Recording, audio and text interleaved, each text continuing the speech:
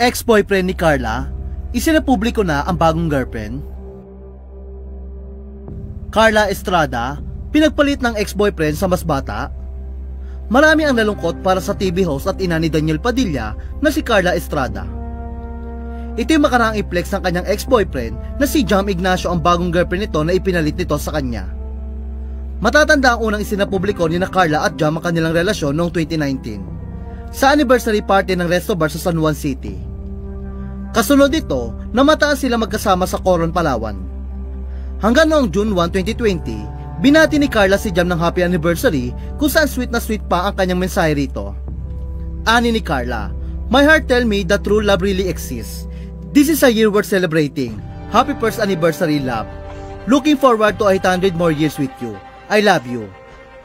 Ngunit kamakailan lamang nga ay usap-usapan na hiwalay na sina Carla at Jam.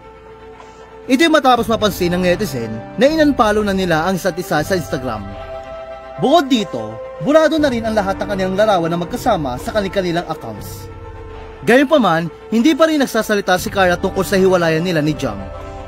Pero kinumpirma na ito ni Jam matapos itong ipakilala sa publiko ang kanyang bagong girlfriend. Nitong Biyernes, August 16, iplenex si Jam sa kanyang followers ang kanyang girlfriend, kung saan nagpost siya ng naka-grid na sweet picture nila. Kung titingnan din ang social media account ni Jam, makikita nag-post din siya noong August 7 ng 3 larawan nila ng kanyang girlfriend. Samantala, hindi nga maiwasan ng maraming netizen na ikumpara si Carla sa bagong girlfriend ni Jam. Napansin kasi ng netizen na sobrang ganda at sexy ng bagong girlfriend ni Jam. Ilang netizen naman ang inusisa ang pagkakakilala ng bagong girlfriend ni Jam, at tinutukoy nila ito bilang isang disc jockey o DJ na si Jelly Au. Sa kanyang Instagram account, nakasulat naman na isa siyang resident DJ sa isang club.